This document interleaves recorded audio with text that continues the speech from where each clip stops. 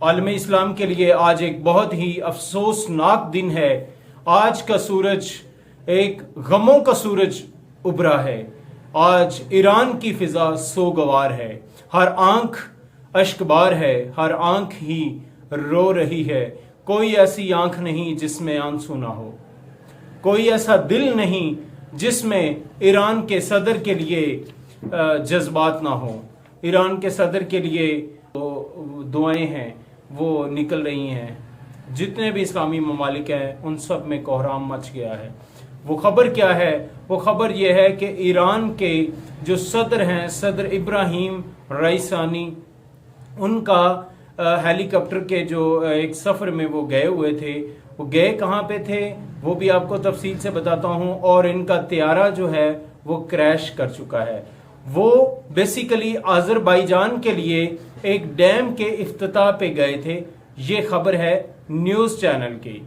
لیکن اس کے جو پس پشت بہت سی ایسی خبریں جو گردش کر رہی ہیں وہ یہ ہیں کہ آذربائیجان ان دنوں اس کا جو جھکاؤ ہے وہ چونکہ اسرائیل کے طرف بہت زیادہ بڑھ چکا تھا، اور وہ اسرائیل کی حمایت میں بہت زیادہ آگے آ رہا تھا، کیونکہ سننے میں آیا کہ بہت سے ایسی مصدقہ اطلاعات بھی ہیں کہ آذربائیجان کے رستے سے اسرائیل فلسطین میں مداخلت کر رہا ہے کافی عرصے سے، اور آذربائیجان اس میں اس کا ایک پارٹنر بننے جا رہا تھا مزید اس کے ساتھ کام کرنے کے لیے۔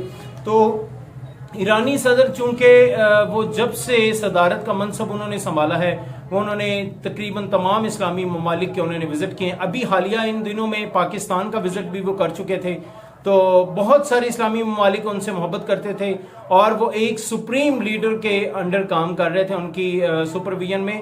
سپریم لیڈر ان سے بہت زیادہ خوش تھے۔ آیت اللہ خمینی صاحب ان کے بارے میں فرماتے ہیں کہ یہ ہمارے جو ایران کا فیوچر اور قیمتی سرمایہ ہیں۔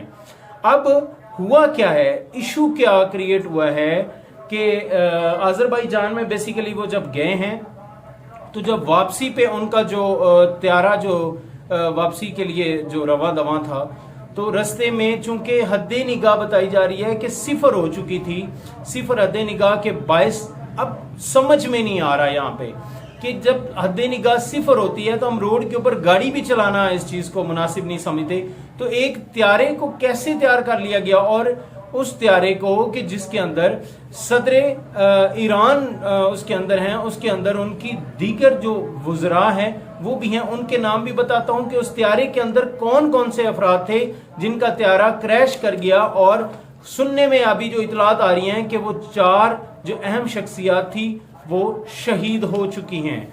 ان میں حادثے کے اندر جو ہیلی کاپٹر میں جو 4 اہم شخصیات تھیں ان کے نام آپ کو بتاتا چلوں کہ ابراہیم رئیسی سب سے پہلے جو ایران کے صدر ہیں، اس کے بعد امیر عبدالحنان حیان وزیر خارجہ ہیں جو، اس کے بعد آ جاتے ہیں ملک رحمتی مشرقی آذربائیجان صوبے کے گورنر، اور محمد علی ہاشم صوبہ تبریز کے امام۔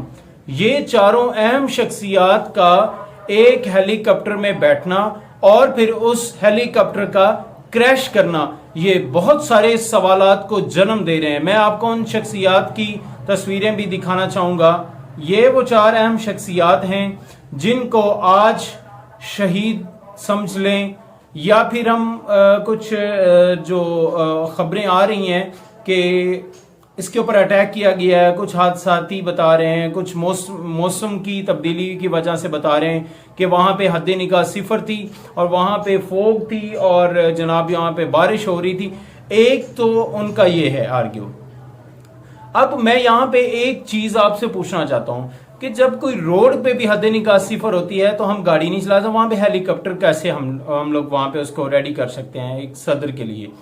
اور اس کے بعد ایک کویسچن اور کہ کیا اس کا جو جی پی آر ایس ہے، کوئی ٹریکنگ سسٹم ہے، جو اس کے علاوہ ان کا جو گاڑی کے اندر جو ایمرجنسی جو کالز کے لیے فون، اس کا واکی ٹاکی یا ادرس فون رکھا جاتا ہے، وہ کیوں نہیں کام کر رہا تھا؟ ساری چیزیں، کوئی مواصلات کا کوئی طریقہ کار، وہاں پہ کسی سے کوئی کانٹیکٹ نہیں ہو رہا تھا، وہاں پہ وہ کسی سے جو ہے وہ اپنی انفارمیشن شیئر نہیں کر پا رہے تھے، نہ پتہ چلا کہ جی کدھر گئے، کیا ہوا ہے، کیا ایشو آ رہا ہے, کیا فالٹ آ رہا ہے, کہاں لینڈنگ ہو رہی ہے, نتھنگ, کچھ بھی نہیں بتا رہا ہے. ڈائریکٹلی اس میں ذہن میں یہ شک و شبہات یہ پیدا ہو رہے ہیں کہ آیا کہ یہ کوئی پلانڈ تھا کہ اس طریقے سے ان کو ختم کیا جائے, کیونکہ ان دنوں اسرائیل کے اوپر اگر اسرائیل کو کوئی آنکھیں دکھانے والا تھا تو وہ صدر ابراہیم رئیسی تھے, جس نے اس کی آنکھوں میں آنکھیں ڈال کر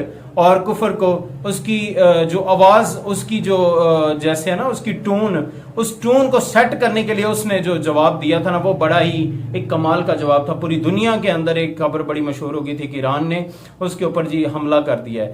اور آپ کو پتا ہے جو یہودی ہیں وہ اپنا بدلہ کبھی بھی جو ہے نا وہ بھولتے نہیں ہیں.